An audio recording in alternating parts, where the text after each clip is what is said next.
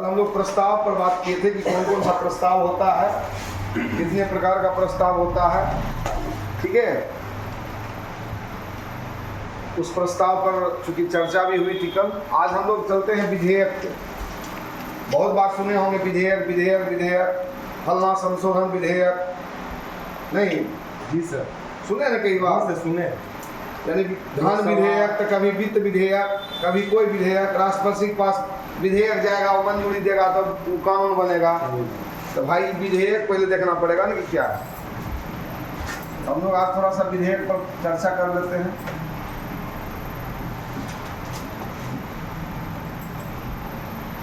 विधेयक को इंग्लिश में बिल कहा जाता है। ठीक है, और विधेयक ये भी ध्यान रखना है आपको कि सरकारी भी हो सकता है और निजी भी हो सकता है। नहीं, सरकारी भी हो सकता है और निजी चाहे गैर सरकारी भी कर सकते हो उसको, निजी या गैर सरकारी। अब सबसे बड़ी बात क्या है कि सरकारी को जो पेश करता है, प्रस्तुत करता है, वो मंत्री करते हैं, मंत्री द्वारा। ठीक है, और इसका प्रस्तुति जो होता है अन्य सदस्यों द्वारा। ठीक ना, समझ में आ गई बात। सरकारी विधेयक जो होगा वो मंत्री द्वारा पेश किया जाए, और जो निजी या गैर सरकारी होंगे वो अन्य सदस्यों द्वारा। दैट मीन्स कोई भी एमपी कर सकता है, लोकसभा में है तो, राज्यसभा में है तो। चलिए, अब विधेयक होते कितने प्रकार के हैं मोटा मोटी वो देखना। सबसे पहला विधेयक का जो होता है साधारण विधेयक।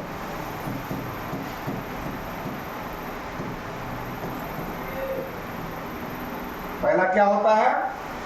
साधारण विधेयक, ऑर्डिनरी बिल, ऑर्डिनरी बिल। ठीक है, दूसरा क्या होता है? धन विधेयक, बार बार हम बोलते हैं धन विधेयक, जिसको क्या कहते हैं अंग्रेजी में मनी बिल। तीसरा क्या होता है? वित्त विधेयक।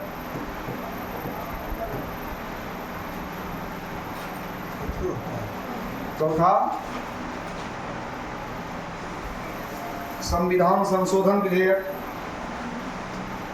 ठीक है, संविधान संशोधन विधेयक। ठीक है, इसका क्या होता है? Finance bill. हमको लगता है इसका कॉन्स्टिट्यूशन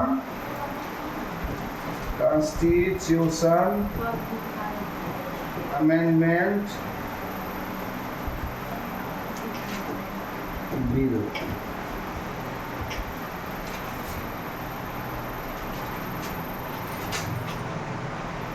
ठीक है, तो कितने प्रकार के मुख्य रूप से बिल हो गए? 4 प्रकार के। अब आ जाइए, सबसे पहला हम किसको देखें? साधारण विधेयक को। साधारण विधेयक में क्या है कि यह किसी भी सदस्य द्वारा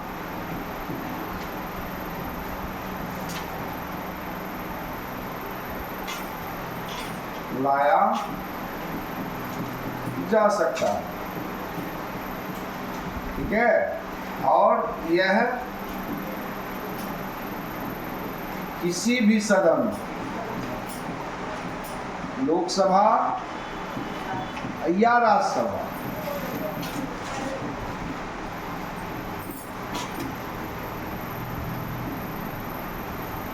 में पेश किया जा सकता है।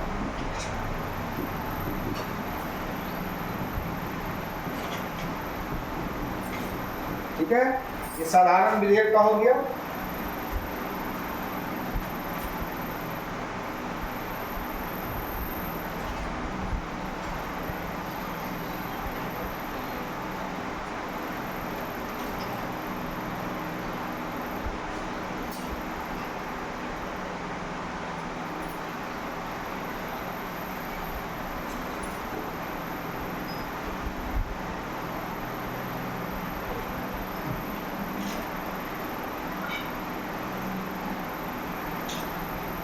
अब धन विधेयक को देखिए, इसे केवल लोकसभा में पेश किया जा सकता, ठीक है। और धन विधेयक सरकारी विधेयक होता है, ई-मीडियम का नाम। धन विधेयक कौन विधेयक होता है? सरकारी विधेयक होता है। इसको कौन पेश करेगा? लोकसभा का हो गया करेगा मंत्री द्वारा। हाँ, इसे मंत्री द्वारा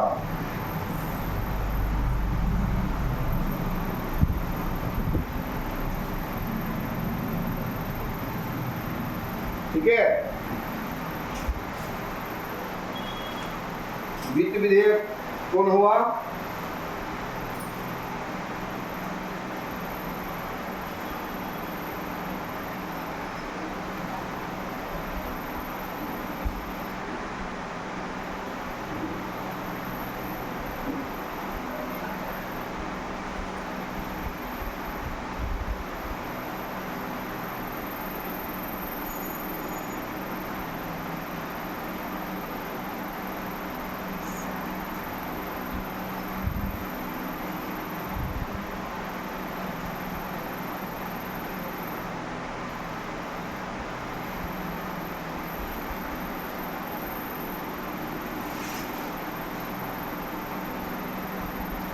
वित्त विधेयक में थोड़ा सा संशय की स्थिति है। क्यों? क्योंकि यह धन विधेयक भी हो सकता है और नहीं भी हो सकता है। इसको फिलहाल छोड़ दीजिए। ये संविधान संशोधन विधेयक किसी भी सदन में प्रस्तुत किया जा सकता है। इसे किसी भी सदन में प्रस्तुत किया जा सकता है। एक चीज और समझ गए होंगे कि किसी भी सदन में पेश किया जा सकता है और किसी भी सदस्य द्वारा, इसका मतलब क्या हुआ? ये सरकारी में है। समझ में आई बात? कौन सरकारी में? ये साधारण विधेयक, ठीक है। जब मंत्री पेश करेगा तो सरकारी होगा, और यदि मंत्री पेश नहीं किया तो गैर सरकारी। इसको कोई भी पेश कर सकता है, यानी ये सरकारी भी हो सकता है और गैर सरकारी भी हो सकता है। नहीं, दोनों हो सकता है, दोनों हो सकता है, लेकिन ये तो सरकारी होगा क्योंकि मंत्री पेश कर रहा है।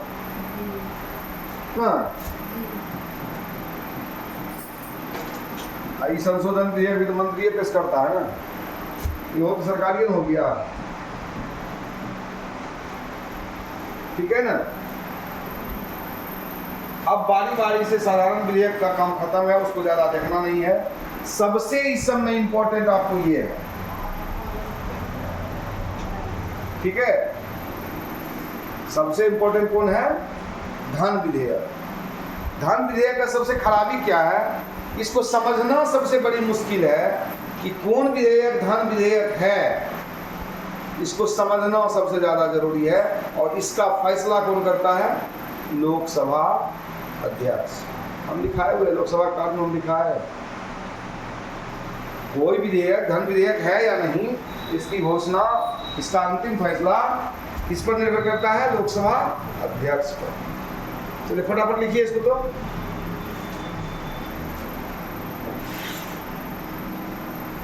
विधेयक कितने प्रकार के हो गए? साधारण विधेयक, धन विधेयक, वित्त विधेयक, संविधान संशोधन विधेयक। इसमें साधारण विधेयक को ज़्यादा समझने का कोई टेंशन है नहीं, सबसे ज़्यादा टेंशन है धन विधेयक को समझने में और वित्त विधेयक। ध्यान रखिएगा कि जितना भी धन विधेयक है वो वित्त विधेयक है, लेकिन सारा वित्त विधेयक धन विधेयक नहीं है। ठीक है, क्योंकि फिनेंशियल है ये भी धन है, तो धन तो फिनांस से ही संबंधित जाएगा। ठीक है, और सब फिनेंशियल मैटर धन होगा ये तो जरूरी नहीं है, लेकिन सारा धन वित्त में जाएगा ही जाएगा, फिनांस में। समझ रहे ना? और संविधान संशोधन विधेयक तो जान ही रहे हैं, कई बार संशोधन हो चुका है। तो इसको हम लोग बारी बारी से धन विधेयक को पहले देख लेते हैं, तब वित्त विधेयक को देखेंगे। ठीक है, आइए अब धन विधेयक को देखते हैं हम लोग।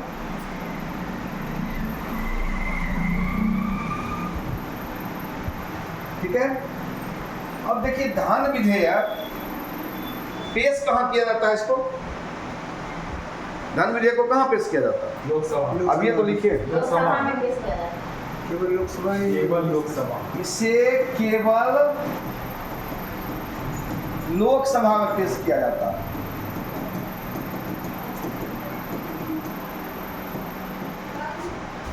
जाता है, लेकिन ये वो चीज और है कि लोकसभा में पास होने के बाद, लोकसभा में पारित होने के बाद इसे कहाँ भेजा जाता है? लोकसभा राज्यसभा में भेजा जाता है, जिसे राज्यसभा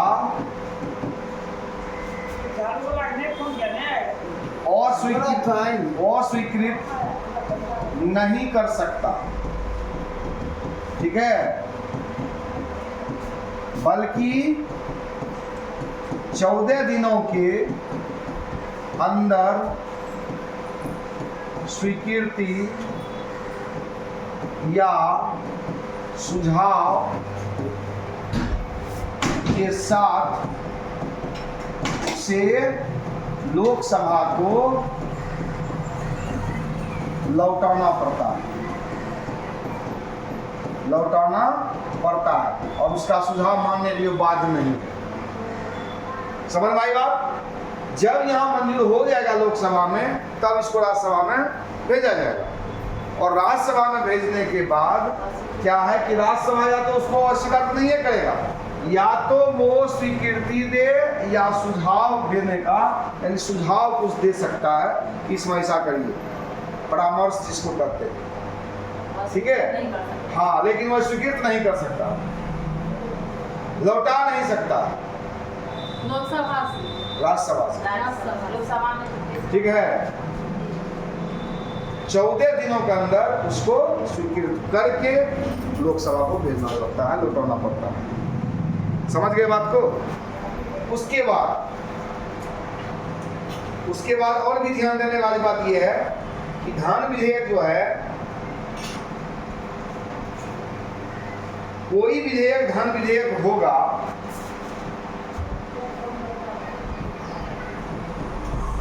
कोई विधेयक धन विधेयक होगा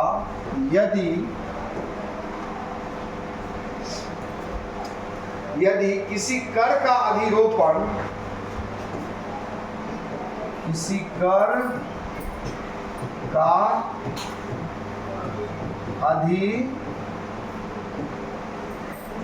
कर का अधिरोपण, उत्पादन, परिहार,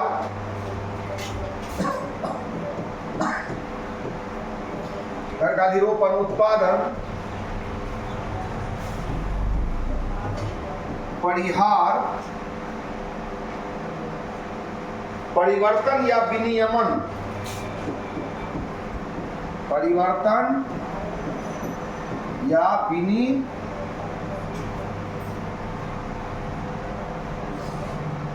विनियमन करता हो। अब यहां देखिए टफ वर्ड क्या आ गया है, अधिरोपण, उत्पादन, परिहार, परिवर्तन, विनियमन, है ना। ये सब थोड़ा भारी वर्ड है, लेकिन उत्पादन शब्द को तो हम लोग समझ ही रहे हैं, प्रोडक्शन, प्रोडक्शन इसको तो समझ रहे हैं हम लोग ना। परिवर्तन क्या हुआ, रेगुलेशन, इसको कहते हैं रेगुलेशन। परिवर्तन क्या होगा, चेंजिंग भी हो सकता है, बदलाव नहीं, अंतर नहीं है वो, अंतर अधिरोपण क्या है, इम्पोजिशन। इंग्लिश वर्ड इसलिए लिख रहे हैं कि हिंदी से ज्यादा आसान कभी कभी इंग्लिश वर्ड होता है। इम्पोजिशन अधिरोपण का, और परिहार का रिमिशन, रिमिशन परिहार का।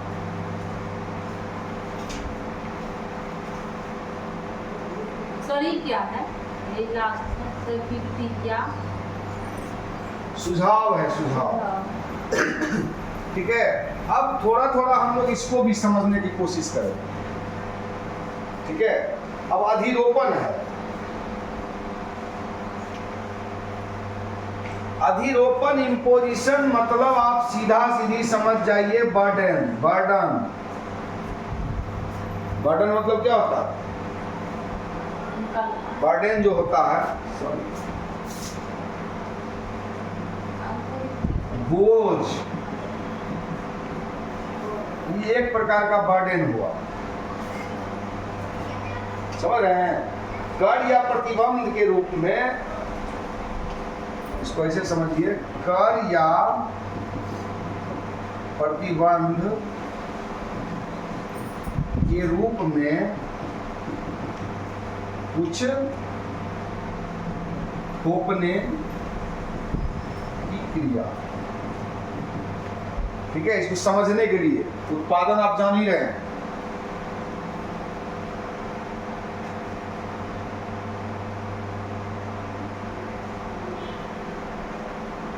परिहार जो हुआ, मतलब क्या कहिएगा इसको, छूट करना, समझिए इसको, खारिज करना, रोकना, ये सब चीज, खारिज करना, रोकना, दूर रखना, टालना,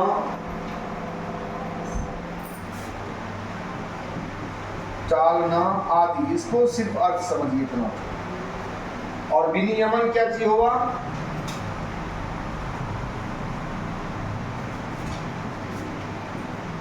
नियमानुसार निर्देशित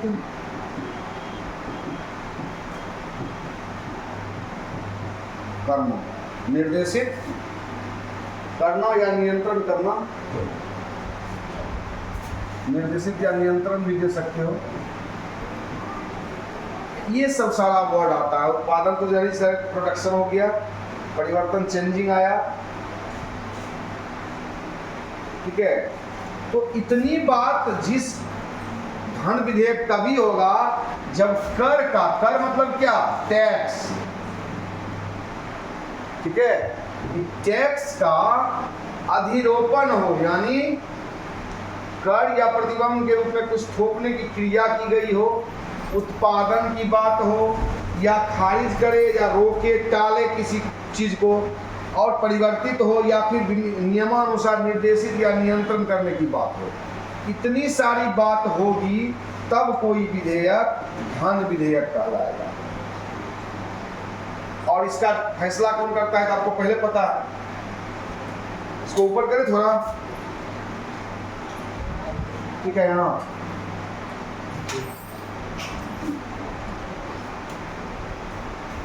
अब आइए, इसमें और भी बात है।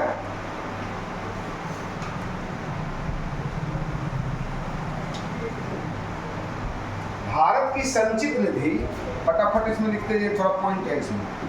भारत की संचित निधि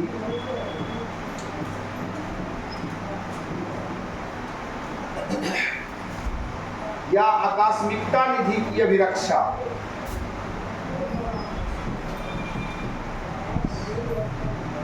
मिकता निधि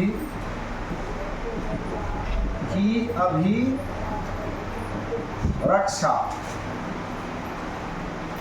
या ऐसी किसी निधि में धन जमा करने या ऐसी किसी निधि में धन जमा करने या उसमें से धन निकालने या उसमें से धन निकालने से संबंधित हो, तब वो धन विधेयक होगा। इसी का ना परिहार है। हाँ, सब धन नहीं, इसका धन विधेयक का है। ये तो हो गया ये सब, इसका ये पॉइंट का खाली ये सब करना स्पष्ट किए थे। पॉइंट आगे जैसे चल रहा आगे पॉइंट हो गया। परिहार का इंग्लिश क्या लिखा है इसे? रिमिशन है, REMISSION। भारत सरकार की संचित निधि या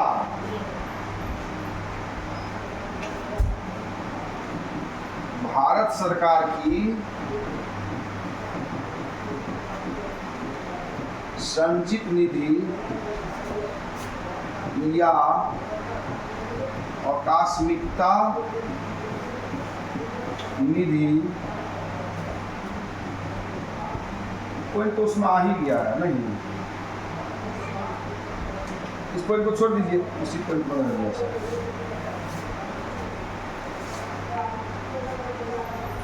इसमें आकस्मिक निधि का अभिरक्षा हो ही गया। भारत सरकार की संचित निधि से धन का विनियोग करता, भारत सरकार की संचित निधि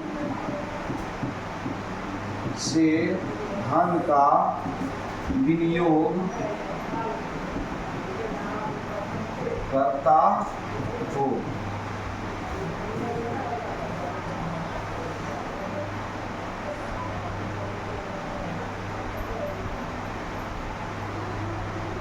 भारत सरकार द्वारा उधार लेने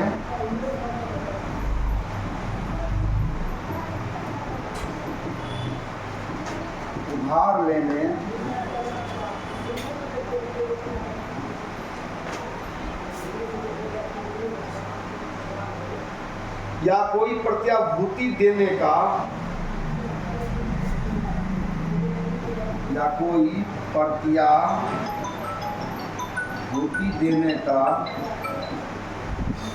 विनियोग करता हो या विनिमय करता हो, विनिमय करता हो। बहुत ज्यादा नहीं लिखना है,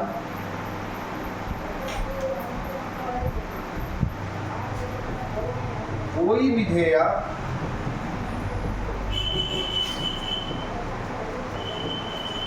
धन विधेयक है या नहीं, इसकी फैसला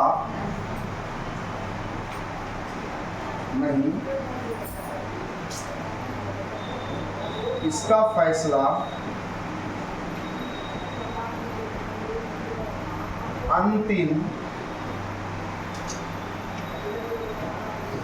अंतिम व सर्वमान्य रूप से केवल लोकसभा अध्यक्ष कर सकते हैं।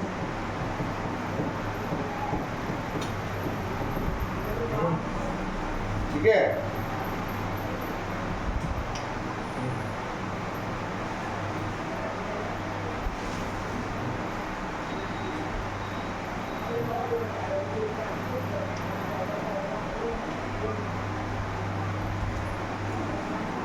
और ध्यान रखना है कि राष्ट्रपति के अनुमति के बिना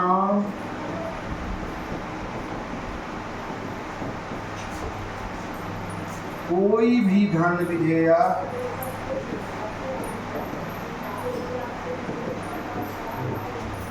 लोकसभा में पेश नहीं किया जा सकता है, नहीं किया जा सकता है।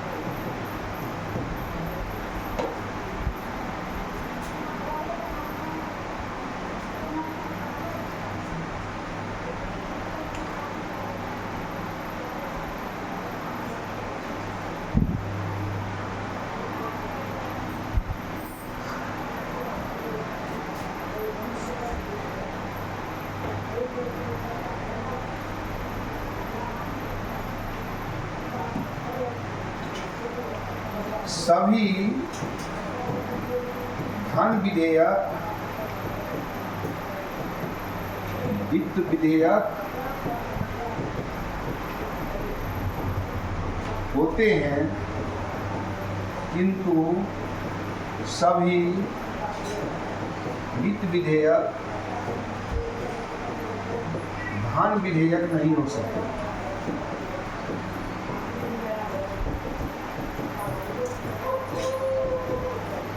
ठीक है?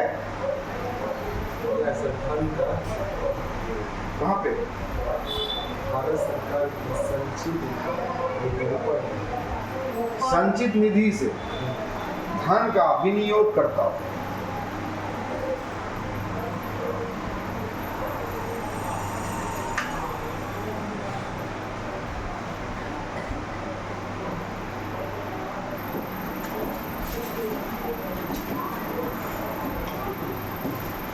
देखिए, वित्त विधेयक का सबसे समझिए पहली बात, आय व्यय से संबंधित, यानी रोकड़ा, ठीक है ना, टका जिसको कहते हो, अपना भाषा में माल, कत्ते माल कमेली रे,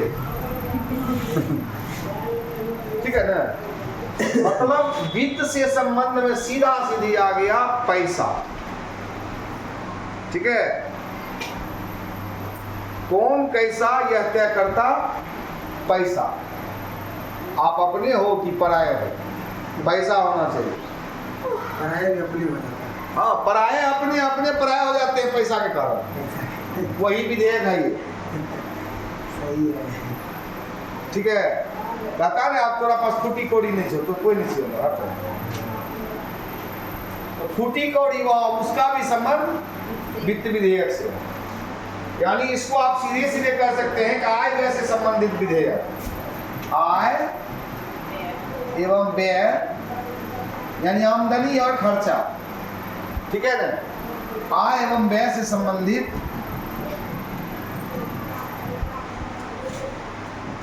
विधेयक वित्त विधेयक कहलाता है।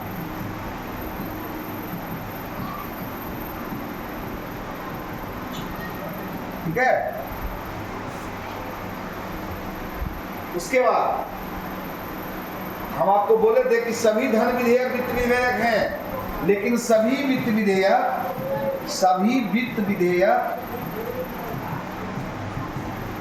धन विधेयक नहीं है। कौन विधेयक वित्त विधेयक धन विधेयक होगा? जिसका चर्चा, जिसका वर्णन अनुच्छेद 110 के अंदर गया हो। केवल वही वित्त विधेयक धन विधेयक होगा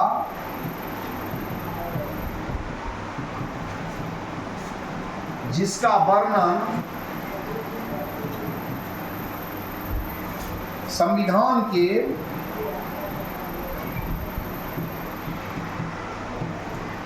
अनुच्छेद 110 में किया गया हो। ठीक है?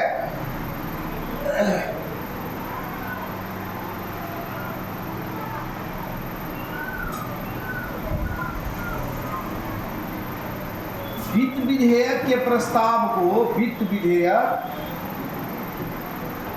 के प्रस्ताव को का विरोध नहीं किया जा सकता, विरोध नहीं किया जा सकता, बल्कि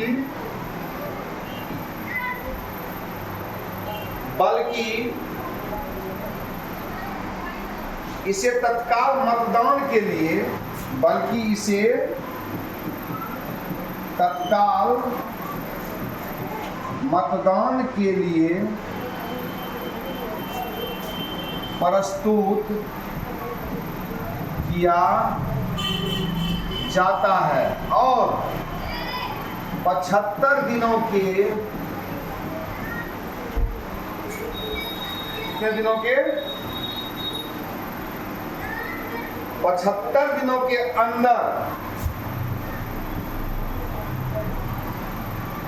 अंदर सदन से पारित होकर राष्ट्रपति की मंजूरी मिल जाती है। ठीक है, ज्यादा से ज्यादा दिन 75 दिन है ना।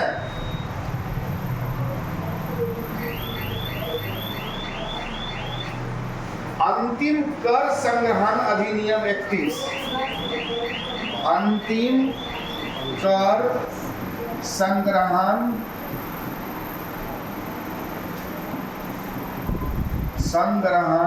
अधिनियम 1931 के अनुसार वित्त विधेयक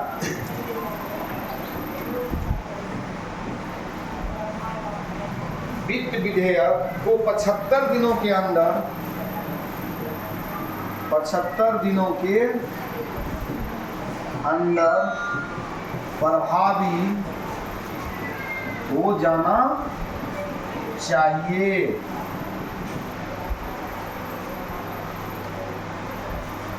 ठीक है, ऊपर करें।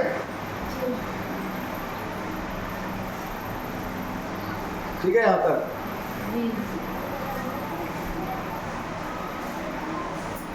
ठीक है।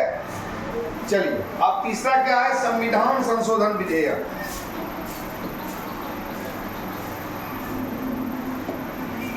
संविधान संशोधन विधेयक। ठीक है,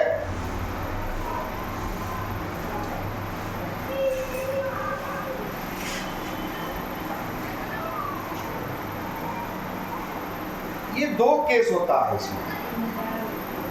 अनुच्छेद 368 के अनुसार है ये, अनुच्छेद 368। ये दो तरह से हो सकता है संशोधन विधेयक पास, मंजूर। सबसे पहले इसको किसी सदन में पेश किया जा सकता है, किसी भी सदन में पेश किया, सदन में पेश किया जा सकता है। दो कंडीशन इसका हो सकता है। पहला कंडीशन ये होता है कि संसद के 2/3 यानी 2/3 बहुमत से पारित, बहुमत से पारित किया जाता है। एक कंडीशन ये है। दूसरा कंडीशन है कि संसद के 2/3 बहुमत प्लस आधे राज्यों के विधान मंडल द्वारा समर्थित, यानी उसका समर्थन मिलना जरूरी। ठीक है, और ऐसा हुआ तो संविधान संशोधन विधेयक पास हो जाता है। और संविधान संशोधन विधेयक किस चीज के लिए होता है? मंजूरी मिल जाती है। हाँ, ठीक है। संविधान संशोधन विधेयक का क्या काम है? कोई संविधान में अमेंडमेंट है, कोई विधेयक है, कोई कानून है, उसमें अगर आप परिवर्तन करना चाहते हैं, कुछ जोड़ना चाहते हैं, तो उसके लिए संशोधित किया जाता है उसको। ठीक है,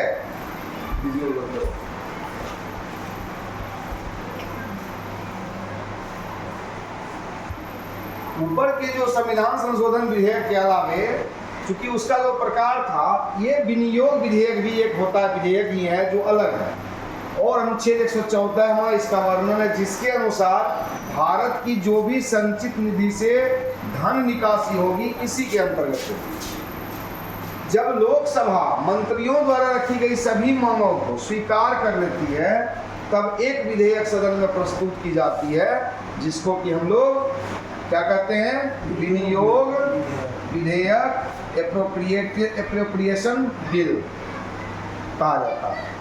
तो विधेयक का काम इतना पे समाप्त हो गया। इंपॉर्टेंट है संसदीय समिति।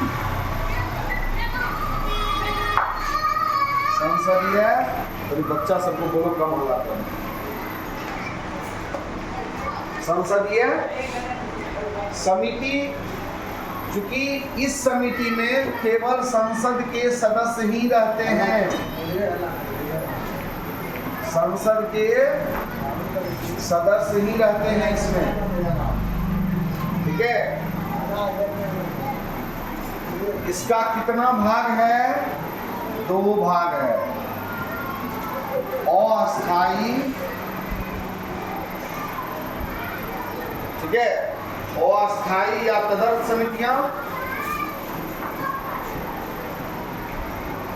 समितियां, और दूसरा क्या है, अस्थाई समितियां। ठीक है, अब ये अस्थाई में जो है, इसका भी 3 पार्ट है, 1 पार्ट, 2 पार्ट और 3 पार्ट। पहला क्या है, लोक लेखा समिति।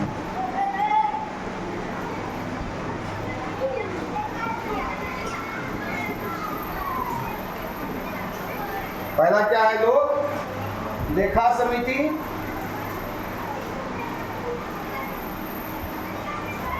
दूसरा क्या है, प्राक्कलन समिति। और तीसरा क्या है, लोक उद्योग समिति।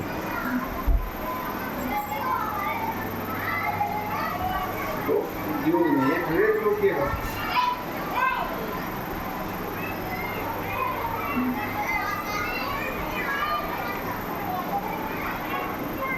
लोक उद्यम समिति। अब इधर आ जाइए, अस्थाई। अस्थाई का एक आता है प्रवर।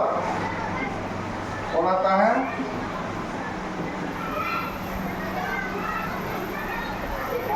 प्रवर समिति। और दूसरा आता है संयुक्त प्रवर समिति।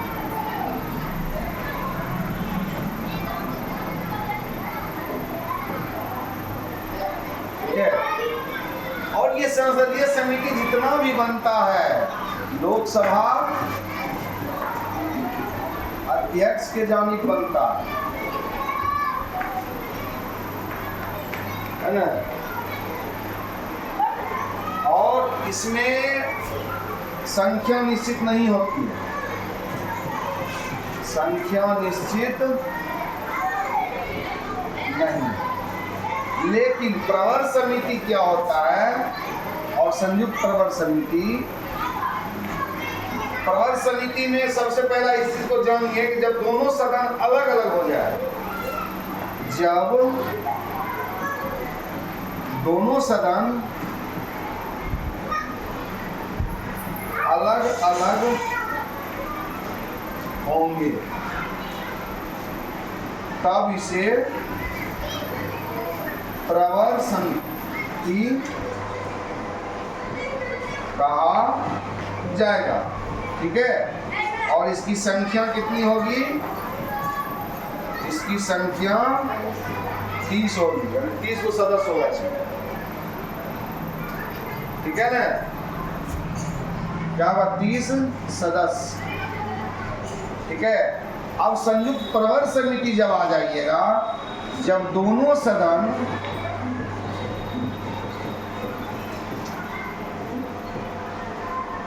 एक साथ होंगे तब इसे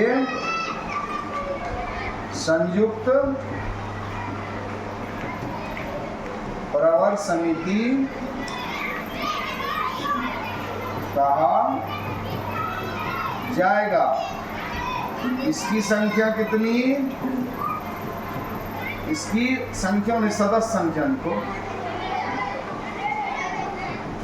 इसकी सदस्य संख्या 45 में 30 LS 15 RS, क्या मतलब 30 LS 15 LS, हाँ लोकसभा राज्यसभा।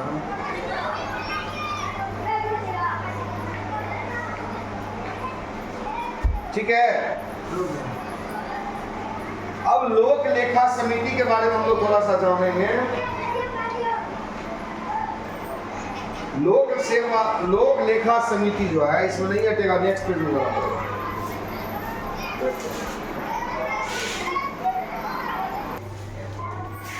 तो इसमें अस्थाई समिति, चूंकि इसमें तो हम लोग मोटा मोटी देख लिए जो देखना था।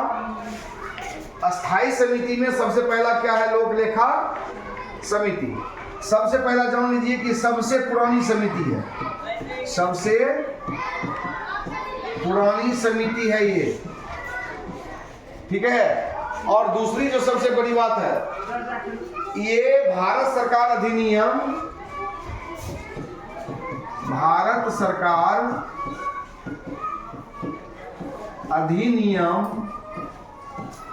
1919 के द्वारा 1921 में गठित किया गया था, ठीक है। इसमें टोटल कुल सदस्य कितने होते हैं, कुल सदस्य होते हैं 22, जिसमें 15 LS और 7 RS, ठीक है, समझ रहे हैं ना। इसका अध्यक्ष कौन होता है, एक अध्यक्ष होता है, विपक्ष का कोई सदस्य होगा इसका अध्यक्ष, ठीक है। कोई भी व्यक्ति, विपक्ष का कोई सदस्य होगा, किसके अनुसार 1967 के परंपरा के अनुसार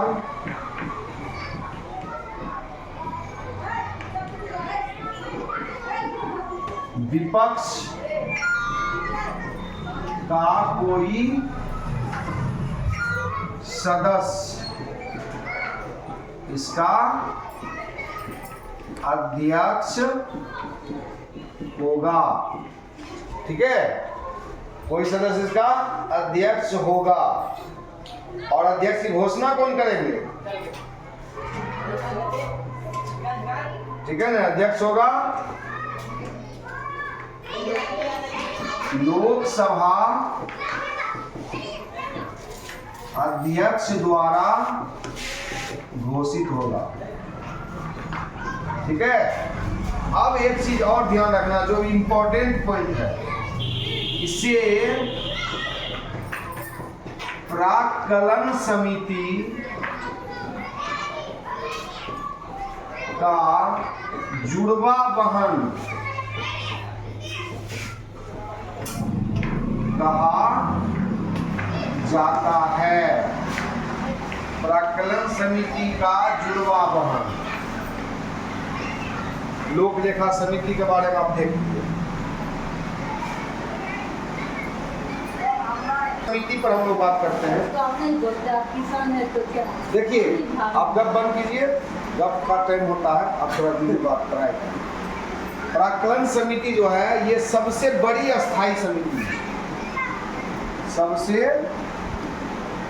बड़ी अस्थाई समिति, ठीक है। और 1950 में इसका गठन किया गया था, में तत्कालीन वित्त मंत्री तत्कालीन जॉन मथाई के द्वारा इसका गठन किया गया था। कब? 1950 ईस्वी में। और इसमें सदस्य कितने होते हैं? 30। और 30 सदस्य तो होते हैं सभी लोकसभा, ठीक है। इसी में से एक सदस्य को, यानी एक सदस्य को समिति का, वो लोकसभा अध्यक्ष द्वारा समिति का सभापति घोषित किया जाता है।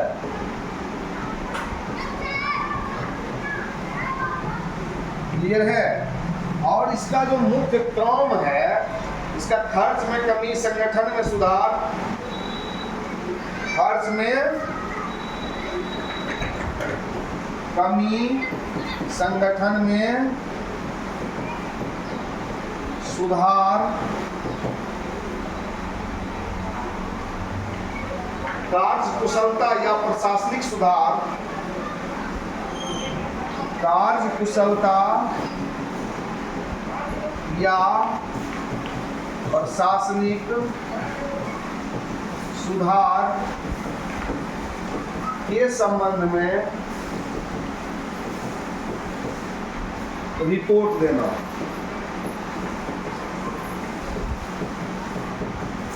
ठीक है, ये आपका क्या था? प्राक्कलन समिति। अब आपका एक और बच गया, क्या था? लोक उद्यम समिति, चाहे सार्वजनिक उपक्रम समिति। लोक उद्यम, सार्वजनिक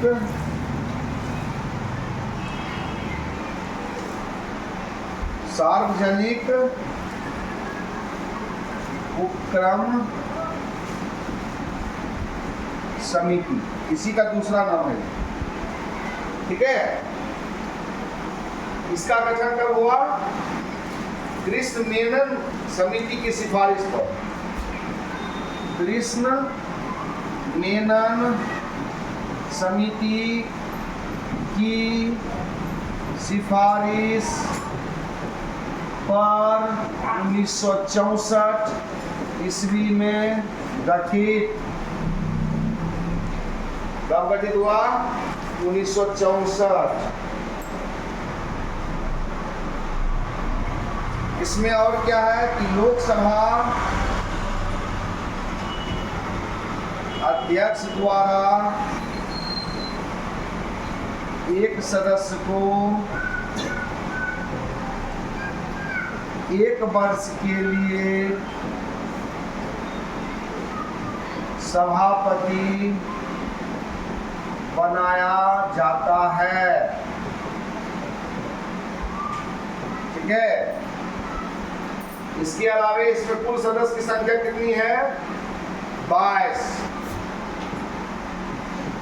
कुल सदस्य कितनी है? 22। 15 लोकसभा, 7 राज्यसभा। ठीक है, और लोक उद्यमों के लेखाओं की, लोक उद्यमों के लेखाओं की जांच पड़ताल